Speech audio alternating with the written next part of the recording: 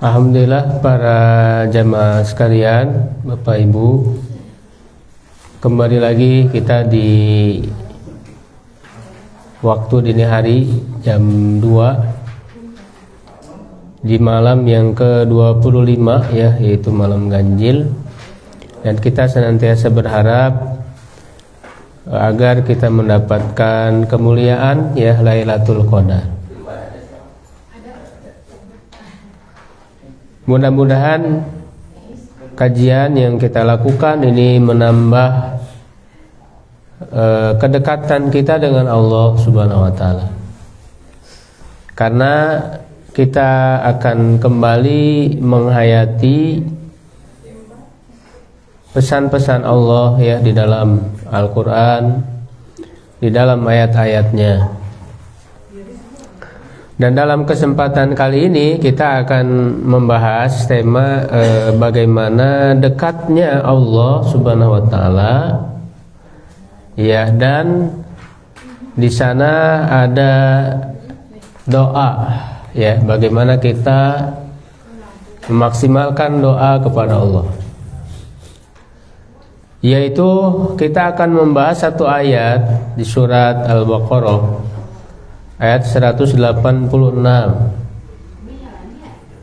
yang berisi tentang kedekatan Allah dan doa.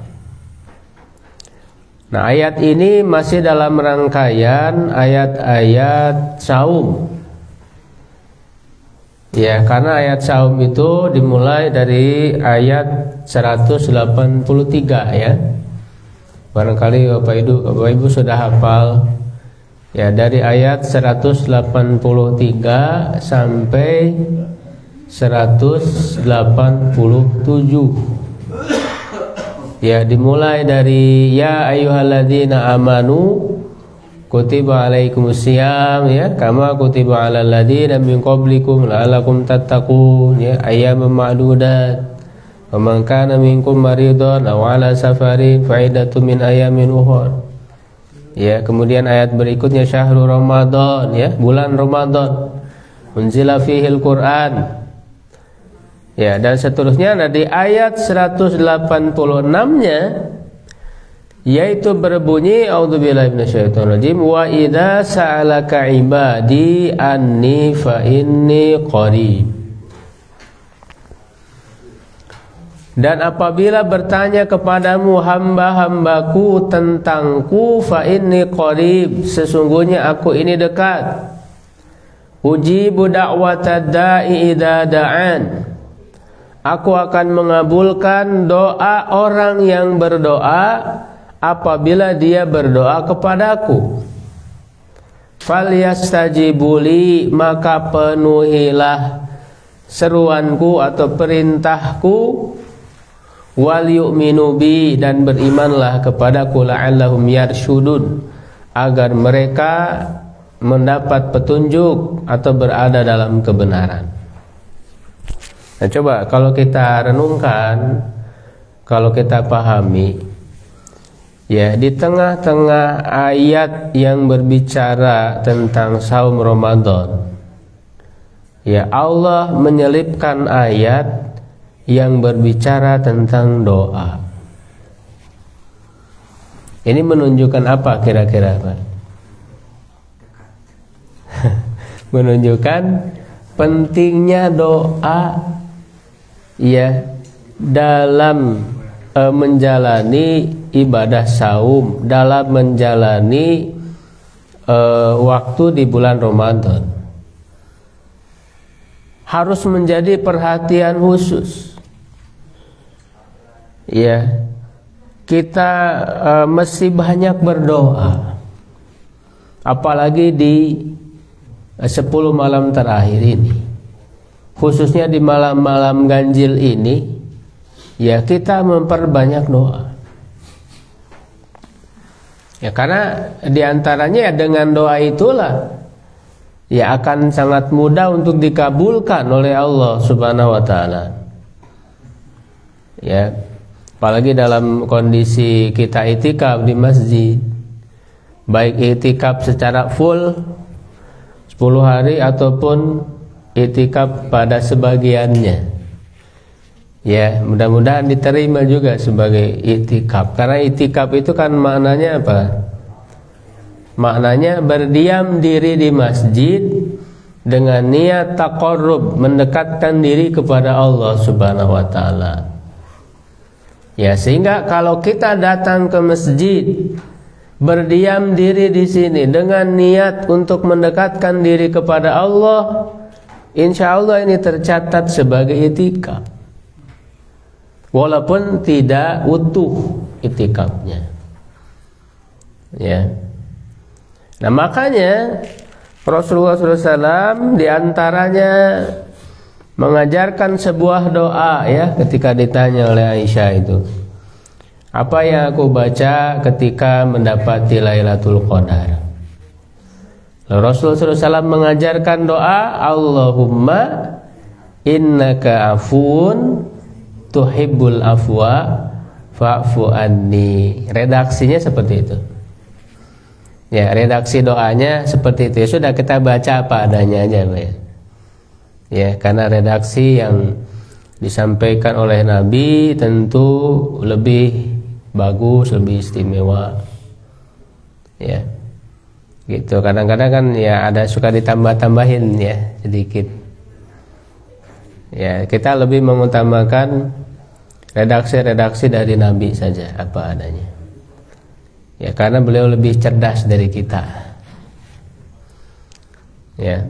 Jadi Allahumma innaka afun, ya Allah, sesungguhnya Engkau pemaaf, Maha pemaaf, Maha pengampun. Tuhibbul afwa, mencintai kemaafan, mencintai ampunan, artinya suka mengampuni. Fa'fu anni, maka maafkanlah aku, maka ampunilah aku. Jadi ternyata fokus utama kita dalam doa kita adalah minta ampun dulu sebelum yang lain-lainnya.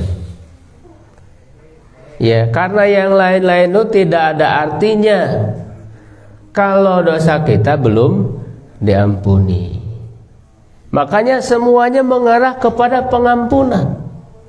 Kalau kita manfaatkan dengan sebaik-baiknya kesempatan Ramadan, kesempatan di 10 hari terakhir ini, ya, maka hasil yang akan kita dapatkan, ya, semuanya mengarah kepada ampunan dari Allah.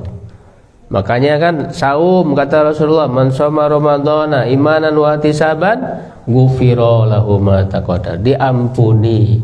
Man qoma ramadan, ya, ghufira ma taqaddama, semua diampuni. Ya, dan siapa yang menghidupkan ibadah di malam Lailatul Qadar juga sama. Balasannya adalah ampunan dari Allah. Bahkan kata Rasulullah, rugi ketika didoakan disebut oleh malaikat Jibril, rugi orang yang mendapati Ramadan tapi tidak membuat dosanya diampuni oleh Allah. Yaitu di antara doa yang harus senantiasa sering kita baca, Pak.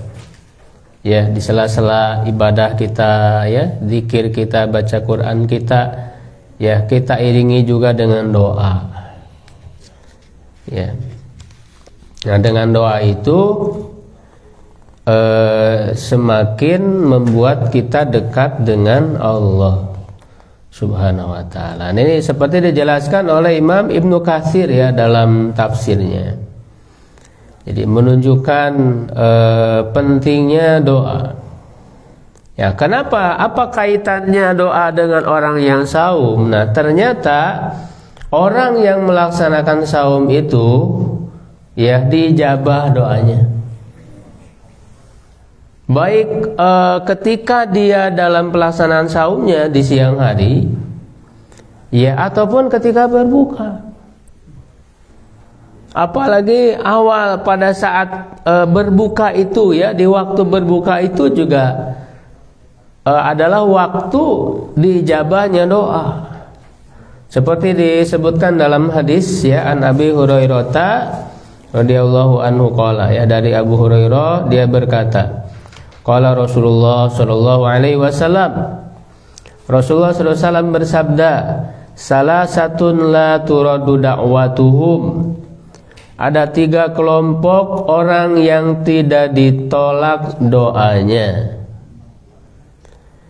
Yang pertama al-imamul adil, pemimpin yang adil. Yang kedua was-shaimu hina yuftiru, orang yang saum ketika dia berbuka. Nah, ini secara khusus ketika dia berbuka itu. Makanya waktu kita berbuka alangkah baiknya diiringi, diselipi dengan doa-doa. Doa apa saja. Ya, dan yang lebih utama tadi memohon ampun dulu gitu ya. Dan doa-doa yang lainnya. Walaupun pada saat berbuka ada doanya juga ya. Ada doanya diantaranya misalnya dhahabadz dhama ya, talatil uruq, sabatal ajru insyaallah. Ya, ada juga yang membaca dengan Allahumma akasumtu bika amantu ala rizqika. Walaupun dari segi hadisnya itu dhaif, lemah. Ya, lemah. Nah, sebenarnya di doa dhahabadz dhama juga ada kelemahan. Ada kelemahan juga ya, walaupun ada ulama yang menghasankan. Jadi kalau dari segi status hadis ya memang lebih kuat yang dhahabadz dhama ya, walaupun tidak sampai derajat sahih, hanya hasan saja. Gitu. Tapi sebetulnya tidak ada tidak ada batasan. Orang berdoa kan doa apa aja boleh gitu.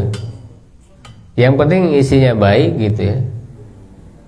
Nah, makanya sebetulnya walaupun doib bisa digunakan, walaupun tidak langsung dari Nabi. Kalau doib itu kan artinya diragukan itu dari Nabi gitu, ya kan? Nah, tapi karena berdoa di waktu tersebut itu diijabah oleh Allah, ya kita bisa berdoa dengan doa apa saja, dengan termasuk doa yang tadi bisa digunakan. Cuman kalau doib itu kita tidak memastikan atau meyakini itu dari Nabi, ya, tapi bisa digunakan. Isinya kan bagus, begitu, ya.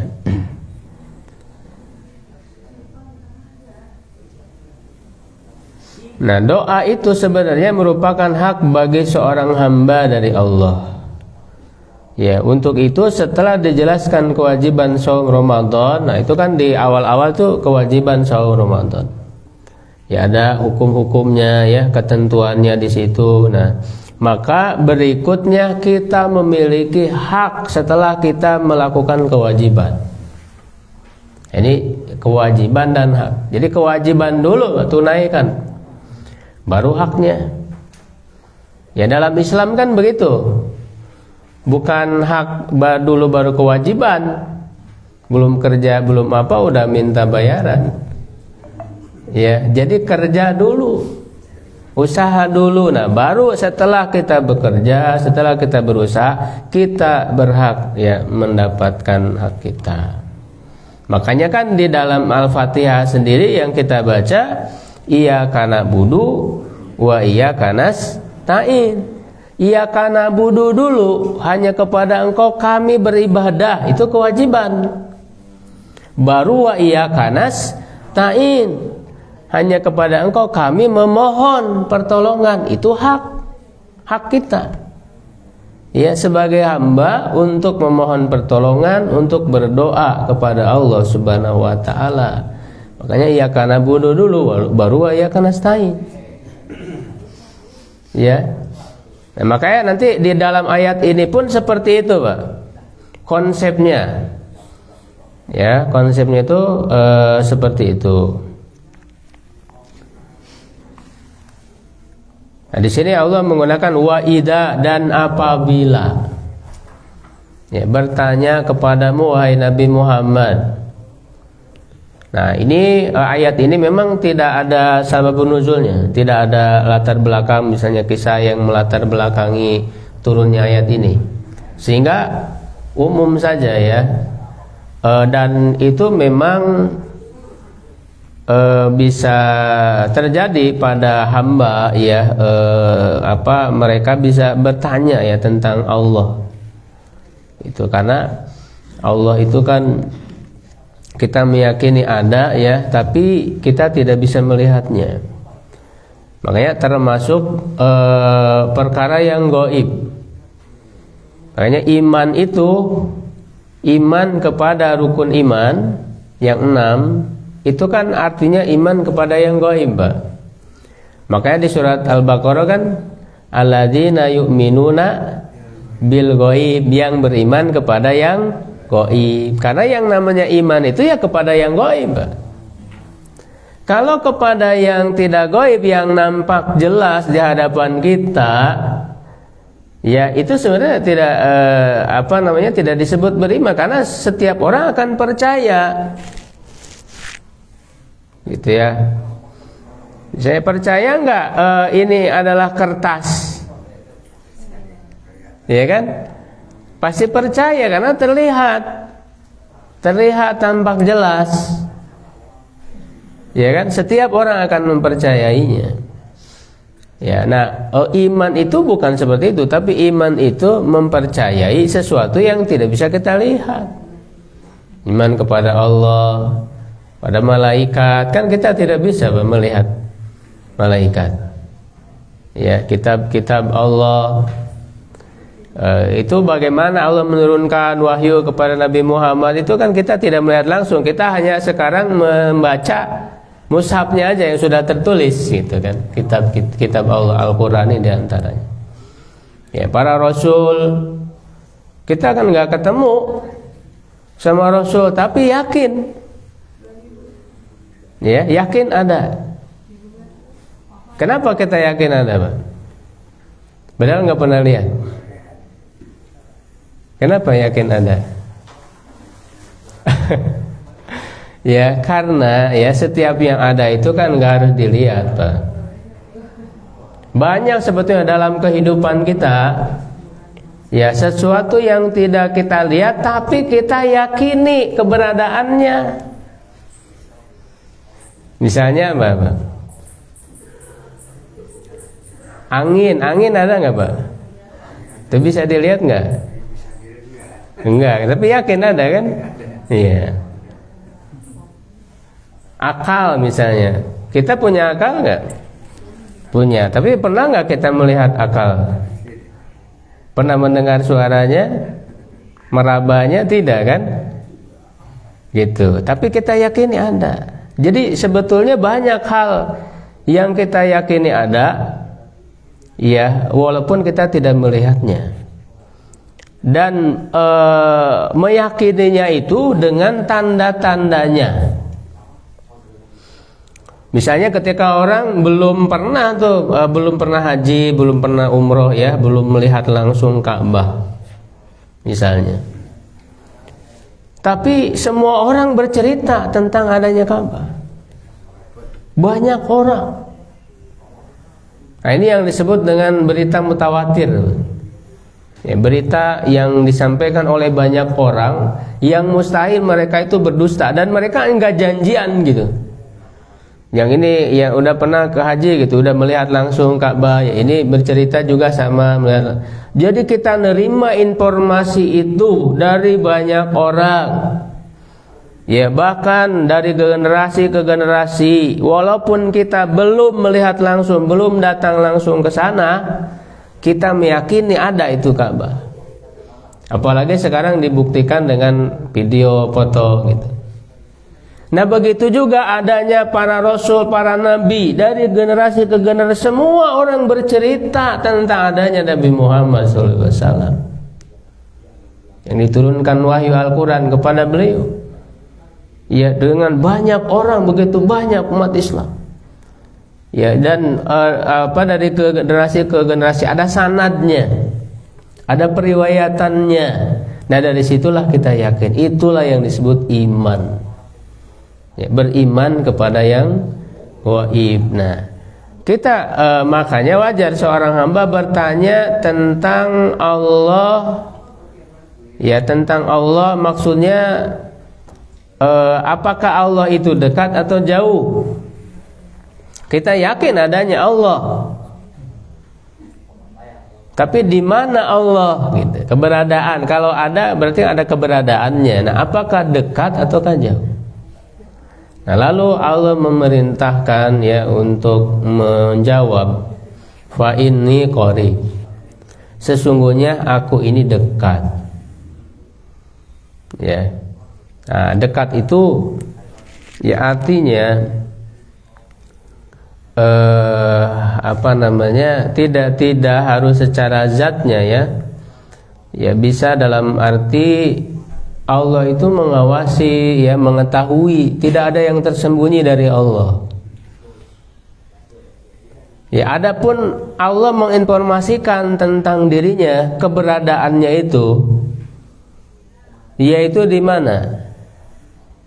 Di atas arsy. Ya, Ar-Rahman 'alal arsy istawa. Allah itu bersemayam, maksudnya menetap, berada di atas arsy. Kenapa disebut di atas arsy? Karena arsy itu makhluk yang paling tinggi, makhluk yang paling besar ya dari semua makhluk itu. Nah, di atas arsy itu tidak ada makhluk lagi. Nah, disitulah Allah. Jadi menunjukkan Allah itu, zat Allah itu terpisah Pak dari makhluknya. Jadi ada makhluk alam ya, di atasnya adalah Allah Subhanahu wa taala, dan Allah Maha besar ya dari seluruh makhluknya. Ya. Dan menunjukkan di luar makhluk itu ya di atas. Ya, di atasnya. Ya. Gitu. Arsy itu kan paling tinggi kan, langit ada 7 lapis langit ya. Itu sampai yang paling akhirnya itu adalah arsy. Ya, nah tentu kan kalau menurut pikiran kita ya langit aja jauh kan gitu ya. Langit satu aja berapa jaraknya gitu. Ya, jadi ukurannya bukan dengan jarak seperti itu ketika Allah mengatakan dekat, karena ya tidak ada yang tersembunyi dari Allah. Bahkan yang ada dalam hati kita, yang terbersit di dalam hati kita itu diketahui semuanya oleh Allah, dilihat. Bahkan setiap suara didengar oleh Allah Subhanahu wa taala. Allah Maha mendengar, Maha melihat, Maha mengetahui. Ya. Nah, sehingga kalaupun kita berdoa di dalam hati, ya kan, Allah akan mendengarnya, dan Allah bisa untuk mengabulkannya. Ya, maka Allah mengatakan ujibu da'watad da'i idza da'an. Ya, aku akan mengabulkan doa orang yang berdoa. Tapi syaratnya idza da'ani, apabila dia berdoa kepadaku. Artinya ya kita harus hanya berdoa kepada Allah, jangan memohon kepada yang lain. Nah, makanya memohon kepada selain Allah, berdoa kepada selain Allah termasuk kemusyrikan. Karena kan doa itu adalah ibadah itu sendiri. Makanya kata Rasulullah, ad-du'a'u mukhul ibadah. Doa itu sumsumnya ibadah, intinya ibadah. Sedangkan ibadah kita sudah menyatakan diri dalam surah Al-Fatihah, iyyaka na'budu, hanya kepada Engkau, tauhid, tidak ada yang lain. Ibadah itu hanya kepada Allah, tidak boleh kepada yang lain. Makanya di sini jelas, ya tidak boleh kita minta-minta kepada selain Allah, meminta-minta ke kuburan gitu, ke para wali yang dianggap para wali, ya. Itu baik itu meminta-minta secara langsung atau menjadikannya perantara, ya, wasilah atau tawasul. Nah, nanti kita akan bahas di sini nanti ada hadis, ada cerita. Nanti dari cerita ini bisa diambil kesimpulan mana tawasul yang boleh. Tawasul yang boleh itu hanya dengan amal soleh, ya, atau dengan membaca, menyebut Asmaul Husna sebelum berdoa. Ya, itu tawasul yang benar, yang dibolehkan. Ya. Makanya apabila dia berdoa kepadaku, kalau berdoa kepada selain Allah, bagaimana Allah akan mengabulkan? Ya, lalu fal yastajibuli wal yu'minu bi, penuhi. Nah, ini menunjukkan syarat. Syarat orang itu berdoa kepada Allah, penuhi dulu kewajibannya. Yaitu tadi, ya, kewajiban dulu, baru kemudian haknya. Ya, makanya kan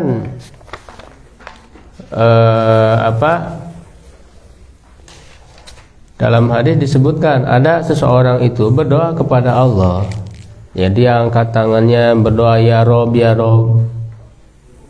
Tapi kata Allah, mat'amuhu haram, wa mashrabuhu haram, wa malbasuhu haram, wa ghudhiya bil haram. Ya, makanannya haram, minumannya haram, pakaiannya haram, dan dia dipenuhi dengan keharaman. Bagaimana mungkin dia diijabah doanya oleh Allah? Jadi dia belum melaksanakan kewajiban, bahkan melakukan keharaman. Jadi ini menunjukkan laksanakan dulu kewajiban baru berdoa. Makanya kita berdoa itu setelah melakukan ibadah, setelah sholat ada doa, zikir, kan gitu. Ketika setelah saum tadi kan, setelah melaksanakan saum, berbuka, doa gitu. Ya. Jadi ada ibadah dulu yang kita lakukan, baru kemudian kita berdoa. Ya, dan salah satu penghalang terkabulnya doa itu tadi makanan yang haram, Pak. Diperhatikan. Ya. Jadi doa kita belum terkabul, ya, karena ada sesuatu yang haram yang masuk ke dalam diri kita, baik itu makanan, minuman, pakaian dan sebagainya. Ya, dan pokoknya sangat-sangat berdampak buruk, Pak. Yang haram itu akan terasa, ya, menjadikan tidak berkah. Doa tidak terkabul, sulit untuk menjadi soleh, ya. Sulit baik diri kita atau anak-anak kita. Kadang-kadang kita harus mengevaluasi diri, ya, ketika misalnya melihat anak-anak kita tuh kok nakal sekali, sulit diarahkan, ya, sulit dibina, sulit untuk diajak jadi soleh, ya, selalu membangkang. Kita harus evaluasi, jangan-jangan kita ngasih makanan yang haram ke anak kita, karena itu menjadi penyebab, ya, anak menjadi durhaka, anak menjadi tidak soleh, dipengaruhi oleh makanan yang haram. Termasuk juga akan menghalangi kecerdasan, hafalan. Ya, sulit kalau menghafal itu, menghafal Quran misalnya, sulit. Itu salah satu. Ya, dipengaruhi oleh sesuatu yang haram. Ya.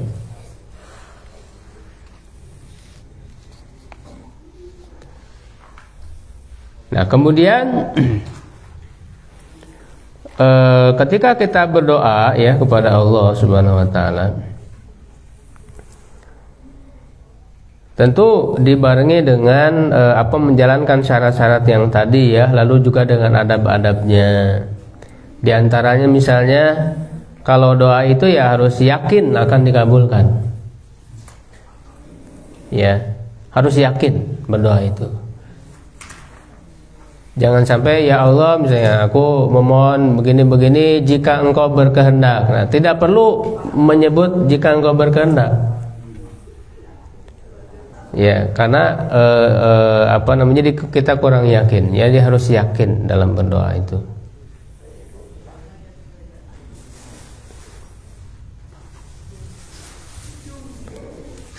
Ya, kemudian merendah diri, ya, di hadapan Allah dengan suara pelan. Nah, ini karena tadi Allah itu Maha dekat, nggak usah teriak-teriak. Karena ada orang doa teriak-teriak gitu. Makanya kan pernah ditegur oleh Rasulullah, ya, ada orang berdoa memanggil nama itu dengan teriak-teriak. Ya, irba'u ala anfusikum, kasihanilah diri kalian. Kalian itulah tidak berdoa kepada yang buta, kepada yang tuli, asyumma ya. Jadi sesungguhnya engkau itu, kalian tuh berdoa kepada yang Maha mendengar. Dan di Quran juga kan jelas, ud'u rabbaka ya tadarruan wa khufyatan dunal jahri minal qaul. Ya, berdoalah kepada Allah dengan penuh merendah diri ya, dan dengan pelan-pelan, tidak dikeraskan, dunal jahri. Ya, betul itu. Al-A'raf 55 Pak. Jadi tidak tepat ya kalau orang berdoa dengan keras, teriak-teriak. Ya ini yang harus kita amalkan Pak, adab-adabnya ya dalam doa itu. Di antaranya setelah sholat itu pelan-pelan doa itu, nggak usah dikeraskan. Ya. Nah, dikeraskan itu misalnya diantaranya Imam Syafi'i. Ya, Imam Syafi'i sendiri ya mengeraskan itu dalam rangka mengajarkan, ketika mengajarkan saja. Masa tiap saat diajarin terus? Nggak pinter-pinter itu Mbak, diajarin terus tiap saat. Jadi yang namanya diajarkan itu ya ada target kan, ada batas waktu.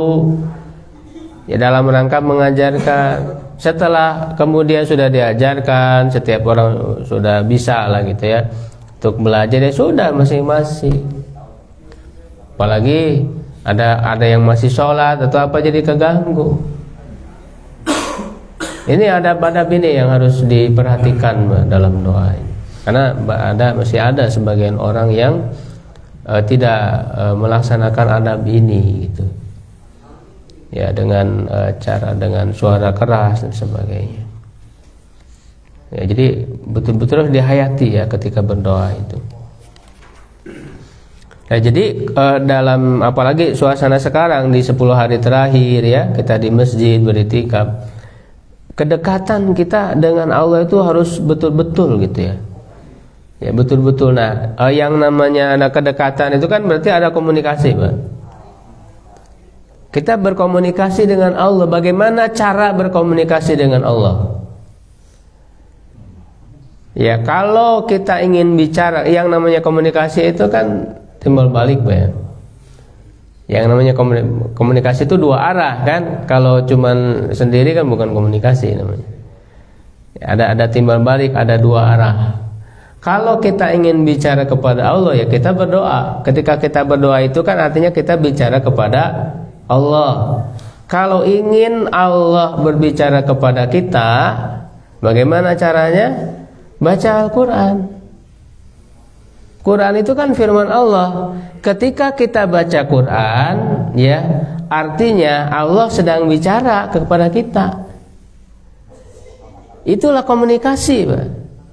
Kedekatan, kita menghayati kedekatan ini dengan cara berdoa. Tadi kalau kita ingin bicara kepada Allah, ya, atau bisa juga mengadu gitu ya, kita punya masalah atau apa ya, adukan kepada Allah. Allah Maha mendengar.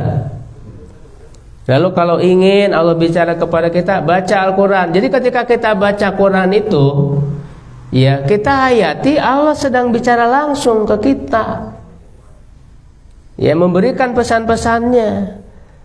Sehingga kita tidak memahami bahwa ini Quran ini turun waktu, ya memang betul turun waktu itu ketika pada Nabi Muhammad, tapi juga bisa dihayati ya Allah sedang bicara langsung ke kita, Al-Quran itu. Sehingga betul-betul kita hayati pesan-pesannya. Jadi tidak jauh gitu. Jadi kita menganggapnya Quran ini jauh, udah lama dulu turun kepada Nabi Muhammad. Jadi berjarak gitu dengan kita, antara kita dan Quran itu jadi berjarak, ya kan? Padahal seharusnya interaksi kita dengan Quran itu ya kita menganggap bahwa Allah sedang bicara kepada kita ketika kita baca Quran. Ya, makanya kita akan merasakan betul bagaimana petunjuk-petunjuk yang Allah sampaikan kepada kita. Makanya kalau tidak paham Arabnya, ayatnya ya baca terjemah sambil dibaca. Allah sedang bicara apa sih ke kita?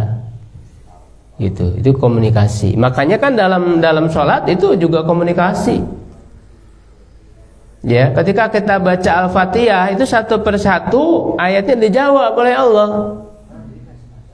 Ketika seorang mengucapkan Bismillahirrahmanirrahim, Alhamdulillahirabbil alamin, dijawab oleh Allah, Hamadani abdi, hambaku telah memujiku. Ar-Rahmanir-Rahim, kata Allah, Majadani abdi, hambaku telah memuliakanku. Maliki yaumiddin, asna alayya abdi, hambaku telah menyanjungku. Ya, iyyaka na'budu wa iyyaka nasta'in. Lalu kata Allah, hadza li wali abdi masa'ala. Ya, ini adalah bagian untukku dan untuk hambaku. Itu tadi iyyaka na'budu untuk Allah, hak Allah untuk diibadahi. Sedangkan wa iyyaka nasta'in ini untuk hambaku, hak hambaku untuk memohon pertolongan, untuk berdoa. Maka bagi hambaku apa yang dia minta. Lalu ketika kita membaca Ihdinas siratal mustaqim, siratal ladzina an'amta 'alaihim ghairil maghdubi 'alaihim waladdallin, kata Allah, hadza li abdi wa li abdi masala. Ini adalah untuk hambaku dan untuk hambaku apa yang dia minta. Itu dijawab, Pak. Semua orang yang membaca Al-Fatihah itu dijawab semuanya oleh Allah Subhanahu wa taala, dan Allah Maha berkuasa untuk itu. Kalau kita manusia bingung gimana jawabnya. Ya, itu orang banyak sekali yang baca Fatihah, yang sholat, tapi semuanya dijawab semua oleh Allah. Itulah kehebatan Allah, kekuasaan Allah yang tidak bisa dilakukan oleh kita. Termasuk juga kan ketika Allah mendengar doa, mendengar keluhan hambanya, semuanya didengar satu persatu, tidak ada yang tidak terdengar. Kalau kita menghadapi banyak keluhan dari orang, pusing, Pak. Yang ini ngeluh begini, yang ini ngeluh begini. Itu harus satu-satu dulu kan, antri gitu.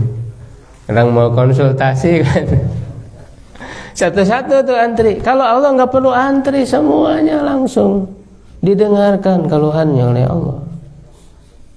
Itulah kekuasaan Allah, kehebatan Allah Subhanahu wa taala. Jadi dalam sholat itu betul-betul rasakan adalah komunikasi yang langsung antara kita dengan Allah Subhanahu wa taala, ya. Nah, kemudian juga memulai dengan nama-nama Allah yang baik, ya, Asmaul Husna gitu, ya. Makanya kalau kita lihat doa-doa yang diajarkan oleh Rasulullah itu ada Asmaul Husnanya, termasuk yang tadi Allahumma innaka afun, kan itu. Kita nyebut Asmaul Husnanya dulu. Allah, maksudnya Engkau Maha Pengampun, Maha Pemaaf, itu kan Asmaul Husna, nama Allah yang baik. Ya, tuhibul afwa gitu, fa'fu ani, baru berdoa. Disebutkan nama-nama sifat-sifat Allah yang sesuai. Kalau kita minta rezeki gitu, ya, berarti kita nyebut Allah Maha Pemberi rezeki gitu, ya. Ya. Itu dalam doa-doa dalam Quran atau dalam hadis, itu selalu ada Asmaul Husnanya dan sesuai dengan apa yang diminta. Sesuai dengan yang diminta. Rata-rata begitu, ya. Isi doanya tidak mengandung dosa dan memutuskan silaturahmi. Ya, misalnya karena kesel ke orang, ya Allah, berikan saya gitu, ya, uang segini ya, biar saya balas tuh orang itu gitu, ya, biar saya menjatuhkan orang itu. Jadi dia berdoa tapi tujuannya untuk berbuat dosa, ya, atau untuk memutuskan silaturahmi. ya misalnya kalau saya punya rumah sendiri, ya saya nggak mau lagi menginjakan kaki gitu ya di rumah orang tua saya misalnya. Jadi dia mau memutuskan silaturahmi, ya itu nggak boleh ya. Jadi berdoa tidak boleh mengandung unsur dosa dan pemutusan silaturahmi. Nah makanya dalam hadis kan disebut ya bentuk pengabulan doa ya. Ya, jadi kata Rasulullah, tidaklah seorang muslim berdoa dengan satu doa yang di dalamnya tidak ada dosa dan pemutusan silaturahmi, kecuali Allah akan berikan dengan salah satu dari tiga macam. Nah ini bentuk pengabulan doa.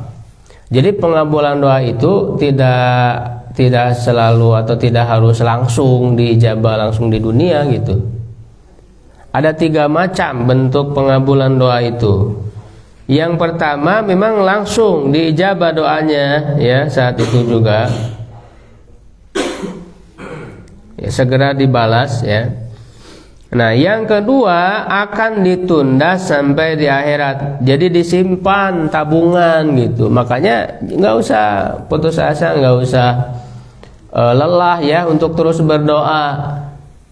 Karena kan Allah Maha tahu yang terbaik untuk kita ya. Dengan cara apa Allah mengabulkannya. Ya jangan-jangan kalau kita minta sesuatu lalu sekarang diberi, ya kan justru malah berdampak buruk, kita jadi orang yang kufur gitu terhadap nikmat Allah, tidak bersyukur.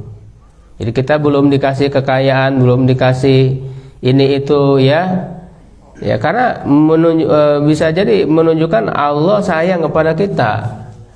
Ya, kita ingin punya mobil tapi belum dikasih oleh Allah, karena bisa jadi kalau kita punya mobil jadi orang yang sombong gitu misalnya, ya kan? Ya atau bisa jadi tidak bisa ngurusnya gitu kan, karena butuh pemeliharaan dan sebagainya. Nah itu yang kedua. Nah yang ketiga ya bisa juga pengabulan doa itu ya dengan dijauhkan dari keburukan yang semisal. Jadi tidak dikabul secara langsung, tapi diganti dengan ya dihindarkannya kita dari keburukan ya, baik itu bencana, musibah ya, gara-gara kita berdoa jadi tidak jadi itu ya musibah yang menimpa kita. Lalu ada sahabat bertanya ya, jika demikian kita meminta yang lebih banyak. Beliau bersabda, Allah memiliki yang lebih banyak.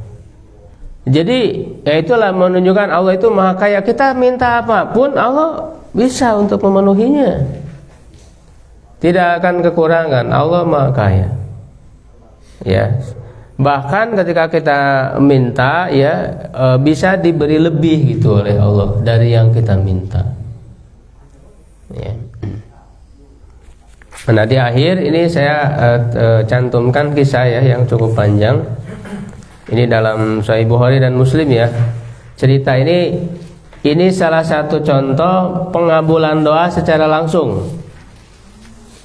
Ya, secara singkat saja ya saya sampaikan. Ada 3 orang itu yang terperosok ya ke dalam gua, Pak. Itu ketika terjadi hujan lebat. Ya, ini kisah ini kan sebelum zaman Nabi Muhammad ya. Jadi Nabi Muhammad menceritakan di masa yang lalu. Ya, jadi ada 3 orang tuh masuk istilahnya terdampar gitu ya. Masuk karena mungkin untuk berteduh ya ke dalam gua, tapi tiba-tiba ada batu besar yang turun dari atas menutupi pintu gua dan tidak bisa keluar. Ya, diangkat, didorong nggak bisa. Karena itu batu itu besar sekali, tidak kuat. Ya, akhirnya apa yang dilakukan? Mereka masing-masing berdoa kepada Allah. Nah, dan berdoanya itu dengan menyebutkan amal solehnya, amal soleh yang unggulan gitu, yang mereka lakukan.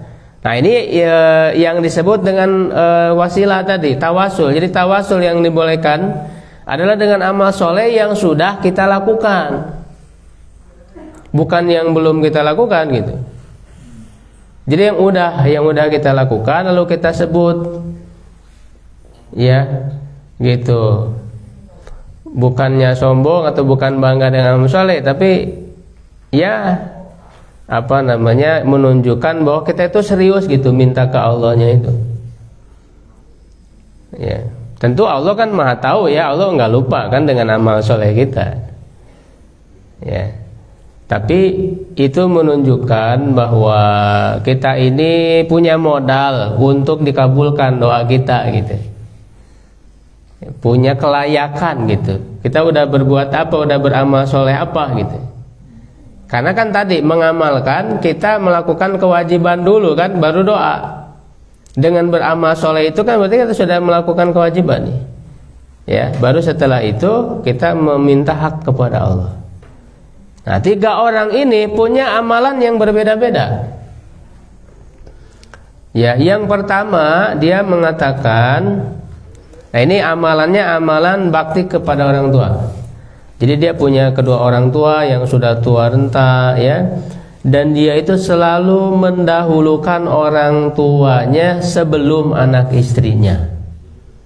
Ketika akan memberikan susu, ya biasanya itu di waktu sore atau malam ya.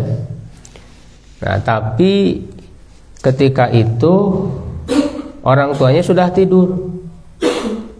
Sampai ditunggu ya, sampai bangun. Dia belum memberikan kepada anak istrinya. Dia selalu mendahulukan orang tuanya dulu memberikan susu itu. Ya, sampai ditunggu sampai ketiduran dia, ya, sampai terbit fajar, ya, hatta barakal fajru, ya, sampai datang fajar, lalu bangun kedua orang tua itu, lalu minum susu tersebut. Padahal anak itu udah menunggu ya, udah merengek-rengek gitu ya, ingin minum susu, tapi karena selalu mendahulukan orang tuanya itu tidak diberikan. Nah, lalu apa?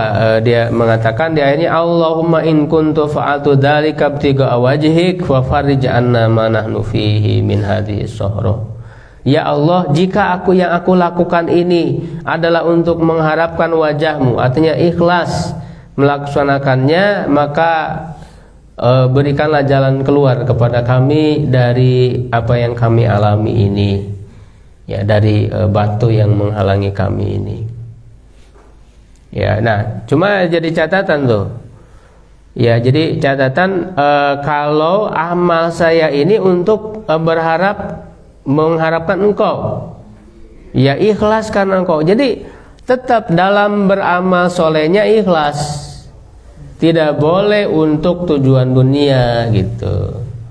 Jadi waktu beramal mah ikhlas saja. Ke sholat duha, sholat malam, kita harus ikhlas karena Allah. Jangan sholat duha misalnya karena ingin diberi harta. Ya, kadang kan orang salah memahami tuh. Kalau ingin punya rumah, sholat duha.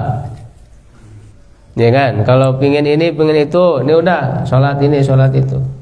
Itu udah salah niatnya. Udah salah niat. Bahkan bisa jadi nggak ada artinya itu ibadah yang dilakukan. Makanya kemudian orang menyesal, oh tahajud mah tahajud tiap hari, tiap malam, tapi ya hidup teh begini-begini aja. Jadi dia menyesal sudah karena niat dari awalnya itu untuk dunia gitu. Padahal ketika Rasul menyebutkan siapa yang sholat duha dia akan diberi rumah, maksudnya rumah di surga bukan di dunia. Itu soal salah memahami orang itu. Ya, banyak yang salah memahami. Jadi harus ikhlas. Dalam beramal itu harus ikhlas. Jangan untuk dunia. Nah, setelah kita beramal soleh dengan ikhlas kepada Allah, maka kebutuhan dunia kita mintakan dalam doa. Bukan jadi niat dalam beramal soleh. Makanya ini dicontohkan kan seperti itu. Beramal solehnya ikhlas. Nah, setelah itu dengan amal soleh itu bisa disebut dalam doa, ya, memohon pertolongan ya untuk bisa menyelesaikan masalah. Nah, setelah satu orang berdoa ini baru terbuka sedikit, tapi belum bisa keluar. terbuka sedikit, itu langsung diijabah, terbuka sedikit. Ya, lalu orang yang kedua, nah kalau orang kedua ini dia bisa terhindar dari berbuat maksiat ya, karena dia punya ada seorang perempuan yang sangat dia cintai, dan perempuan itu sepupunya gitu ya. Karena memang menikah dengan sepupu memang boleh ya dalam Islam. Sepupu itu anak siapa? Anak paman, anak bibi ya. Itu kan boleh. Bukan mahram, makanya harus ada jarak antara sepupu itu. Karena bukan mahram. Hanya boleh menikah. Rasul aja kan menikah dengan sepupu. Zainab binti Jahsyin, istri Rasul, itu kan sepupu beliau. Ya. Nah, jadi ada seorang perempuan ya, sepupu dia sangat mencintainya, sangat suka kepadanya. Dia berusaha untuk mengumpulkan uang agar mau gitu ya, agar mau bersama dia. Ya, sampai ketika dia sudah punya uang ya, memberikan 120 dinar. Itu kan besar, Pak ya. 1 dinar itu sekarang sekitar 4 jutaan, Pak. Kalau dihitung itu berapa? Itu dikasih asalkan mau tidur dengan dia. Ya, untuk khalli baini wa baina nafsiha. Nah, sehingga ketika sudah datang waktunya ya diberikan, lalu kemudian diajak perempuan itu ya, ketika sudah akan melakukan, ya perempuan itu mengatakan, la uhilu laka an tafuddal khatama illa bihaqqihi. Aku tidak halal bagimu gitu ya. Ya, untuk ya maksudnya untuk berhubungan ya, untuk berhubungan badan. Nah, lalu ketika diingatkan oleh perempuan itu, tiba-tiba ya orang tersebut takut ya, bergetar ya, gemetaran, lalu takut ya. Lalu kemudian dia pergi ya, tercengang kaget dan pergi meninggalkannya, padahal dialah yang paling kucintai. Aku pun meninggalkan emas ya, dinar yang telah kuberikan untuknya. Ya Allah, jikalau aku mengerjakan demikian itu niat benar-benar mengharapkan wajahmu. Nah itu. Jadi ini dia meninggalkan sesuatu yang haram karena takut kepada Allah, karena Allah. Ini juga bagian dari amal soleh. Ya, padahal sudah ada di hadapannya gitu ya. Nah, kemudian orang yang ketiga, nah ini unik, Pak. Dia punya karyawan nih. Punya karyawan, waktu bagi-bagi gaji ya, upah ya, honor gitu. Salah satu karyawannya itu nggak ada. Waktu mau diberikan upahnya itu enggak ada keperluan atau apa. Ya, akhirnya disimpan dan ternyata belum datang-datang dan dalam waktu yang lama. Akhirnya honor si karyawannya tersebut itu dibelikan ternak. Sampai ternak itu berkembang biak, banyak memenuhi ladang. Ya, setelah berkembang biak itu datang lagi orang itu. Si karyawan itu baru datang, ingin meminta haknya dulu yang belum diberikan. Lalu kata orang tersebut, itu lihat ya, hewan ternak yang ada di ladang itu semuanya adalah milikmu. Diberikan semuanya. Diberikan semuanya. Ya, nah kalaulah yang aku lakukan itu adalah ikhlas karenamu. Nah, akhirnya kan setelah 3 orang itu berdoa, semuanya dengan amal solehnya dibuka, Pak. Semua terbuka dan bisa lolos. Ya kan? Nah, itu salah satu contoh ya, bagaimana pengabulan doa ya secara langsung oleh Allah Subhanahu wa taala, dan bisa tadi dengan wasilah ya, atau tawasul dengan amal soleh. Makanya hanya 2 itu saja sebetulnya yang dibolehkan, itu amal soleh dan dengan Asmaul Husna. Ya, Asmaul Husna. Atau yang ketiga, minta didoakan kepada orang yang masih hidup. Sebenarnya itu bukan tawasul, jadi minta didoakan pada orang yang masih hidup gitu ya. Nah sehingga sebetulnya tidak disyariatkan tawasul dengan orang yang sudah meninggal gitu ya.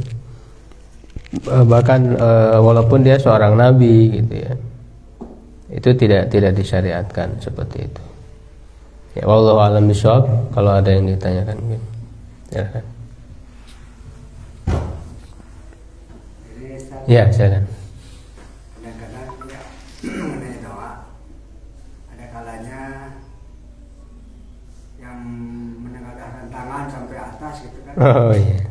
Dan itu ada, kalau nggak salah saya pernah dengar hadis ya, Umar pernah melihat Rasulullah berdoa sambil mengadahkan tangan, kelihatan ketiaknya. Yeah. Itu yang mana yang benar, yang mengadakan tangan atau yang berdiam diri kita? Ya, ya. Ada lagi Pak? Udah. Dan yang kedua, bagaimana dosa nggak kalau misalkan seorang yang sudah sholat berdoa agak keras sehingga ada yang masbuk terganggu. Ya, betul. Dosa yang berdoa yang keras gitu, sehingga mengganggu, sehingga yang sholat masbuk itu nggak sampai gitu, karena terganggu yang berdoa. Sampai yang berdoanya. Ya. Nah, yang pertama ya tentang mengangkat tangan, memang ada doa yang umum sih ya. Tidaklah seseorang itu berdoa dengan mengangkat tangan gitu, dengan hati yang ikhlas, kemudian Allah tidak mengabulkan, jadi akan Allah kabulkan gitu. Memang ada hadis yang menunjukkan secara umum, sehingga itu ya dijadikan dalil ya bagi orang yang mengangkat tangan dalam berdoa. Nah, tapi ada juga yang memahami ya bahwa hadis itu tidak menunjukkan harus ataupun jadi kesunahan dalam setiap doa harus mengangkat tangan gitu. Nah, karena hadis-hadis yang menunjukkan amalan langsung dari Rasul seperti tadi ya, Rasul dilihat ya Rasul mengangkat tangan ketika berdoa itu dalam momen tertentu, dalam kondisi tertentu ya, pengamalan Rasulnya itu yang kelihatan ketika itu kan waktu kalau tidak salah waktu di Padang Arafah ya, termasuk ketika sholat istisqa ya, ketika sholat istisqa ya, ketika di Padang Arafah. Jadi di tempat-tempat tertentu Pak, tidak menunjukkan dalam setiap doa, tidak menunjukkan dalam setiap doa. Nah, sehingga dan juga banyak doa-doa yang enggak pakai angkat tangan. Ya. Misalnya dalam sholat ada doa, ngangkat tangan enggak? Tidak. Ya kan? Ketika dalam sholat itu kan ada doa. Jadi itu menunjukkan bahwa tidak semua doa itu dianjurkan angkat tangan. Jadi ada momen-momen tertentu. Nah, termasuk ketika setelah sholat, ada nggak hadisnya yang menyebutkan Rasul mengangkat tangan ketika berdoa setelah sholat? Tidak ada hadisnya yang menyebutkan itu. Ya, jadi tidak ada yang menyebutkan. Kan kalau setelah sholat pasti dilihat lah oleh para sahabat. Tidak ada satupun sahabat yang menceritakan, yang menyampaikan bahwa misalnya Rasul berdoa yaitu setelah sholat dengan mengangkat tangan, itu nggak ada. Gitu kan. Nah, sehingga apalagi dalam zikir pun nggak usah angkat tangan ya, mengangkat tangan itu ketika berdoa. Kan ketika setelah sholat kan zikir dulu tuh, belum doa ya, astagfirullah gitu ya, Allahumma tassalam minka salam, itu zikir dulu ya, subhanallah dan seterusnya. Nah, pada saat berdoanya ya memang ada ya sebagian. Tapi tadi yang tidak mengangkat tangan itu karena memahami bahwa mengangkat tangan itu dalam momen-momen tertentu saja, tidak semua doa ya. Dan diantaranya tadi doa setelah sholat bukan termasuk yang dengan dibarengi mengangkat tangan ketika setelah sholat.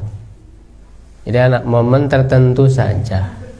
Ya pun ada sebagian yang memahami umum gitu ya, dengan dalil umum. Ini perbedaan pendapat ya gitu. Kalau saya sendiri memahaminya atau memilih bahwa mengangkat tangan itu di momen tertentu saja ya, ketika setelah sholat itu nggak perlu mengangkat tangan gitu ya. Itu diantaranya Pak, itu ada perbedaan pendapat. Kemudian orang yang membaca doa dikeraskan, nah itu kan tidak sesuai ya dengan sunnah ya, tidak sesuai dengan adab dalam berdoa tadi, bahkan disebut oleh Al-Quran kan secara langsung. Itu saja udah keliru, apalagi kemudian mengganggu yang sholat, membuat tidak khusyuk, jadi bacaan jadi kacau gitu ya. Nah itu bisa berdosa Pak ya, maka harus diperhatikan. Jangan kita melakukan ibadah sambil mengganggu yang lain, tidak boleh ya. Makanya juga dalam pelaksanaan ibadah-ibadah itu jangan egois ya, kita harus memperhatikan juga, jangan-jangan mengganggu yang lain. Itu makanya ada aturan-aturannya ya. Misalnya kayak orang baca-baca di speaker gitu ya, orang masih tidur kan bisa mengganggu gitu ya, harus diperhatikan adabnya. Baik, yang lain masih ada? Silakan. Kalau yang doa-doa yang mengangkat tangan yang tadi tertentu itu salah satunya sedang kunut ya, saat dijelaskan mengangkat tangan. Kemudian waktu wudu, setelah wudu juga mengangkat tangan. Mengangkat tangan. Itu kalau rinciannya sih ada ya, saya tidak ingat secara detail. Yang setelah wudu itu sebetulnya bukan doa setelah wudunya, mengangkat tangan itu. Jadi ada doa dalam rangka doa tertentu gitu, cuman dilakukan oleh Nabi setelah wudu. Tapi bukan berdoa setelah wudu, tapi doa lain itu, cuman pas kebetulan setelah wudu. Itu nanti perlu dibaca lagi Pak hadisnya. Jadi bukan doa setelah wudunya. Makanya harus jeli itu dalam memahami hadis itu. Karena kan orang mengamalkan doa-doa setelah wudu, angkat tangan.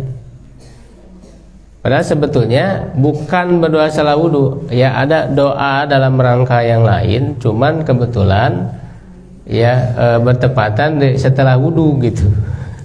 Jadi bukan doa setelah wudunya. Jadi nanti saya lupa secara persisnya, nanti dilihat lagi Pak ya. Yang doa khususnya itu momen tertentu. Apalagi sampai ke atas itu waktu di Arafah Pak, sampai tangan ke atas itu kelihatan ketiak itu di momen waktu di Arafah, waktu sholat istisqa misalnya Nabi. Jadi momen tertentu aja ya. Nah, dalam kunut saya lupa tuh ya, waktu kunut apakah mengangkat tangan atau tidak ya. Kalau tidak salah tidak mengangkat tangan gitu ya, tuh kunut. Nanti dicek lagi lah. Baik, masih ada ya. Kalau ini Pak Ustaz mau nanya, apakah ada tuntunannya sesuai Nabi nggak, kalau misalkan doa setelah sholat itu urutannya itu apa aja gitu ya? Dan sebagainya. Ya ada Pak, ada, jelas kan itu tuntunan dari Nabi SAW. Setelah sholat itu istighfar salasan, beristighfar 3 kali, yaitu astagfirullah, astagfirullah, astagfirullah. Lalu membaca Allahumma antas salam wa minkas salam tabarokta ya dal jalali wal ikram. Itu segitu aja redaksinya, apa adanya di hadis. Karena kan orang suka ditambah-tambah tuh, jadi panjang. Sebetulnya yang diajarkan oleh Nabi itu standar. Ya, karena ya untuk memudahkan orang juga, karena orang punya kesibukan yang lain dan sebagainya. Rasul tuh udah ngasih yang standar tuh, nggak terlalu panjang, itu kan dipanjang-panjangin gitu ya. Ya, padahal orang kan masih punya kesibukan setelah sholat itu supaya berdoa, zikir selesai gitu, dia bisa dapat ya kesempatan untuk kalau terlalu panjang kan, jadi akhirnya orang tuh jadi langsung pergi gitu. Oleh dipimpin oleh imam gitu, harus ngikuti apa yang dibaca oleh, makanya kan sendiri-sendiri itu lebih tepatnya. Ya, gitu. Lalu setelah itu subhanallah 33 kali. Ya, lalu alhamdulillah 33 kali, Allahu Akbar 33 kali. Ditutup dengan la ilaha illallah wahdahu la syarikalah lahul mulku walul hamdu wa huwa ala kulli syai'in qadir. Jadi genap tuh jadi 100. Ya kan? 99 ditambah itu jadi 100. Ya, nah setelah itu ya silakan doa-doa lainnya, khususnya yang diajarkan oleh Nabi dulu. Gitu ya, setelah itu misalnya Allahumma inni ya ala dzikrika wa syukrika wa husni ibadati. Ya Allah, bantulah aku untuk bersyukur kepadamu. Ya untuk berzikir kepadamu, bersyukur kepadamu, dan untuk melakukan ibadah yang baik, yang bagus. Itu diantara yang diajarkan oleh Nabi, jangan ditinggalkan setelah sholat, doa itu misalnya. Dan doa-doa yang lain. Nah kalau doa-doa yang itu silakan urutannya terserah. Ya, Rabbana atina biasanya diakhirkan itu, silakan. Rabbana hablana, ya Rabbana la tuzigh qulubana misalnya. Allahumma aslih li dini ya alladhi huwa ismatu amri, bisa, itu juga diantara yang diajarkan. Ya, jadi yang awalnya itu tadi itu standar. Yang awalnya itu. Baik, kalau tidak ada lagi ya, ada lagi silakan. Ustaz sering melihat orang berzikir itu tidak pakai dua tangan tapi cuma satu tangan kanan. Oh, satu tangan. Apakah itu ada dalilnya? Terus satu lagi, umumnya di beberapa masjid itu seringkali menjaharkan kalimatut thayyibah sampai berapa kali saya kurang paham, sampai la ilaha illallah sampai banyak sekali. Apakah itu juga ada dalilnya? Tidak?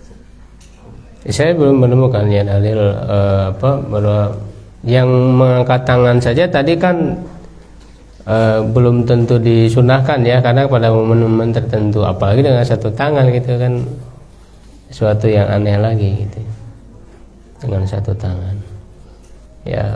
Kemudian ya tadi dengan mengeraskan, apalagi dengan diiringi gerakan-gerakan, itu nggak ada dasarnya dari Nabi ya, sampai geleng-gelengan la ilaha illallah. Ya, nggak ada sahabat yang menceritakan Rasul dengan gerak-gerak seperti itu. Itu kan dikembangkan oleh orang-orang sufi, orang-orang tarekat gitu sih. Mereka punya gerakan-gerakan, zikir itu sambil gerakan. Makanya ada tarian-tarian kan, nari gitu. Ibadah itu dibuat-buat dan jelas itu bid'ah, kebid'ahan. Bahkan oleh para ulama itu diingkari sangat keras. Dibuat-buat. Ya, merasa bahwa itu adalah tarekat itu artinya cara, metode. Jadi mereka menganggap dengan cara seperti itulah batin mereka akan suci gitu ya, hati mereka akan bersih. Mereka sudah merasa lebih tahu daripada Nabi. Pak Nabi tidak mengajarkan dengan cara seperti itu. Ya, tidak mengajarkan dengan cara seperti itu. Dengan gerakan-gerakan itu sampai kayak orang mabuk gitu kan, zikir tuh kayak orang mabuk. Ya, janganlah kita kemudian beribadah ya sesuka kita, sepemikiran manusia, tapi betul-betul berpaku ya kepada apa yang diajarkan oleh Rasulullah, dan itu sudah yang terbaik. Lagi saya melihat ada acara rutin, misalkan zikir berjamaah, khusus aja zikir gitu dengan lafaz-lafaz tertentu. Apakah para sahabat ataupun Nabi atau para sahabat pernah melakukan khusus, emang sepintas seperti bagus sih. Kemudian membaca zikir dan khusus zikir-zikir tertentu, dan itu agendanya rutin, misalkan dirutinkan secara berjamaah misalkan.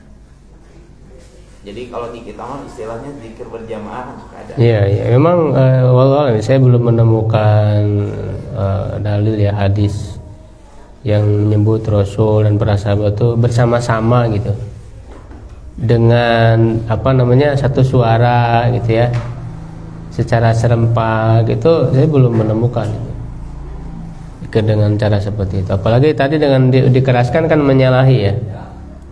Kalau bersama-sama itu kan pasti dikeraskan gitu kan. Nah itu sudah menyalahi gitu yang tadi yang pertama, sehingga sebetulnya tidak ada gitu ya contohnya dari Nabi SAW ya secara berjamaah tadi itu. Beda dengan bersama-sama tapi zikirnya masing-masing gitu. Iya, duduknya bareng gitu di satu tempat. Ya, tapi zikirnya sendiri-sendiri. Nah, itu seperti itu enggak masalah. Bisa dengan bahasa sendiri kan bisa. Ya, doa bisa dengan bahasa sendiri. Dan dengan yang diajarkan di Quran, di hadis juga kan harus dibarengi dengan memahami. Kalau nggak paham, ya kita iya. Kadang kan orang nggak paham, amin aja gitu. Ya orang Arab ngomong juga diaminkan. Gitu. Jadi harus paham apa yang kita minta. Baik, cukup ya insyaallah. Terima kasih atas perhatian dan mohon maaf atas kekurangan. Qulu qouli hadza astaghfirullah li wa lakum. Assalamualaikum warahmatullahi wabarakatuh.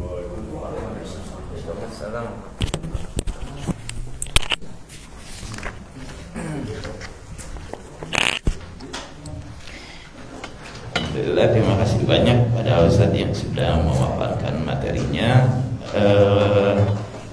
Ada sedikit pengumuman rencana ada tambahan kajian di hari Rabu dan hari ini baru konfirmasi ke Bapak DKM saja, tapi belum konfirmasi pada pengurus yang lain. Mudah-mudahan juga kalaupun jadi, insyaallah di hari Rabu dan hari Sabtu sore jam 4 pada asar akan ada kajian apa sih namanya? Perjalanan menuju akhirat. Insyaallah ini berseri, insyaallah mulai dari mungkin sakaratul maut, kemudian juga ke jalanan alam barzah dan lain sebagainya. Ini penting untuk kita ketahui agar menjadi gambaran sebelum kita mengalami dan apa saja yang harus dipersiapkan. Terima kasih atas kehadirannya. Mudah-mudahan di malam 27 kita bisa berjumpa kembali di tempat yang sama. Aqulu qouli hadza wa astaghfirullah li wa lakum. Wassalamualaikum warahmatullahi wabarakatuh.